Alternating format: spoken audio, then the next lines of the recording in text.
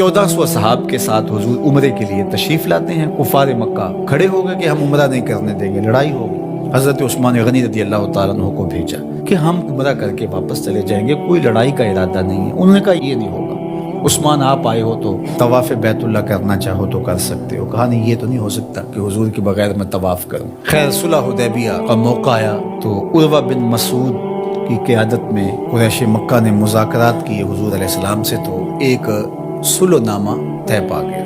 اس کی شرائط میں سے ایک شرط یہ تھی کہ مکے سے اگر کوئی شخص بھاگ کر کے مدینہ المنورہ جائے تو اہل مدینہ اس کو پناہ نہیں دے سکیں گے، وہ ہمارا بگوڑا شخص ہوگا تو اس کو پناہ نہیں دے سکیں گے۔ اور اگر کوئی شخص مدینہ المنورہ سے مکہ واپس آنا چاہے تو اہل مکہ اس کو پناہ دینے کے مجاز ہوں گے۔ تو حضرت عمر رضی اللہ تعالیٰ عنہ اس شرط پر بہت پریشان ہوئے اور حضرت ابو بکر صدیق رضی اللہ تعالیٰ عنہ سے جا کے بات کی اور کہا کیا ہم حق پہ نہیں ہیں؟ کہا حق پہ ہیں۔ حضور اللہ کے سچے رسول نہیں ہیں؟ کہا حضور اللہ کے سچے رسول ہیں۔ تو کہا 1400 کی تعداد معقول ہے، پھر ہم دب کے صلح کیوں کریں؟ صلح کی شرائط برابر کی ہونی چاہیے۔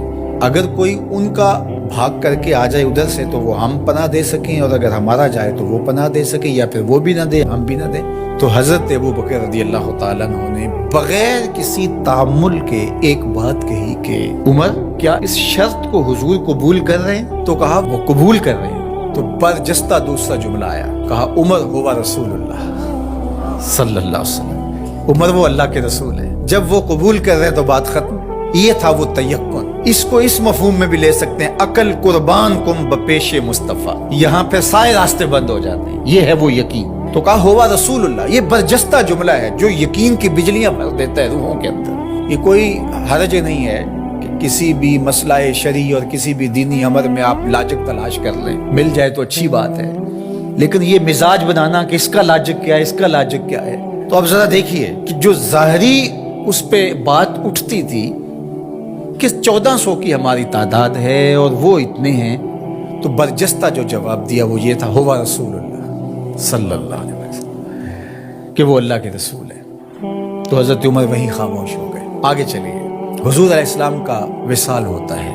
اس سے قبل لشکر اسامہ حضور روانہ کر چکے ہیں۔ 17-18 سال عمر تھی تو ان کی قیادت کے اندر حضور نے ایک لشکر تیار کیا۔ تو یہ لشکر ابھی جرف کے مقام پہ پہنچا تھا کہ حضور کا وصال ہو گیا۔ خبر پہنچ گئی تو اب حضرت اسامہ کیسے بڑھ سکتے تھے، واپس آ گئے۔ تو تدفین کے بعد حضرت سیدنا ابو بکر صدیق رضی اللہ تعالی عنہ جو کہ خلیفہ بنا دیے گئے تھے، انہوں نے جو حکم جاری کیا وہ یہ تھا کہ اسامہ بن زید اپنے ہدف پہ دوبارہ روانہ ہو۔ تو صحابہ نے کہا کہ بڑے بڑے جنگی ماہرین اس لشکر کے ساتھ ہیں، تو پیچھے سے اگر حملہ ہو گیا تو یہ نقصان کا سبب اور ذریعہ بن سکتا ہے، لہٰذا حکمت یہ ہے کہ اس لشکر کو ابھی کچھ دیر کے لیے روک لیا جائے۔ تو میں نے یقین کی بات سیدنا صدیق اکبر کے حوالے سے آپ کے سامنے رکھنا شروع کی ہے، تو سنیے کیا جواب آتا ہے۔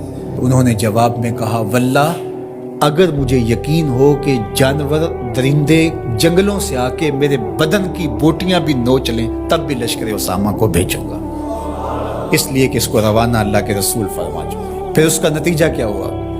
جو قبائل پر تول رہے تھے حضور کے وصال کی وجہ سے، جن کے کچھ حوصلے بڑے تھے، انہوں نے سوچا ان کا کتنا سسٹم مضبوط ہے کہ یہ ان حالات کے اندر بھی لشکر کو روانہ کرنے کی پوزیشن میں ہے۔ اور جدھر لشکر گیا انہیں یہ خبر پہلے پہنچ گئی کہ حضور علیہ السلام کا وصال ہو گیا، لیکن انہوں نے سوچا کہ ان حالات کے اندر بھی لشکر حملہ آور ہو رہا ہے ہمارے اوپر، تو اس کا مطلب ہے یہ کتنے مضبوط ہو گئے ہوئے ہیں۔ تو لشکر بھی کامیاب اور بامراد مظفر ہو کر کے واپس پلٹا، اور کسی کو مدینہ المنورہ کی طرف میلی آنکھ سے نظر اٹھا کے دیکھنے کی ہمت بھی نہ پڑی۔ یہ سیدنا صدیق اکبر رضی اللہ تعالی عنہ کے یقین کا، اعتماد کا، بھروسے کا، اور حضور علیہ الصلوۃ والسلام کی ذات پر ان کا جو اذعان و یقین تھا اس کا نتیجہ تھا۔ تو یقین کی کائنات کا اگر کسی نے شہنشاہ دیکھنا ہے تو وہ ابو بکر صدیق رضی اللہ تعالی عنہ۔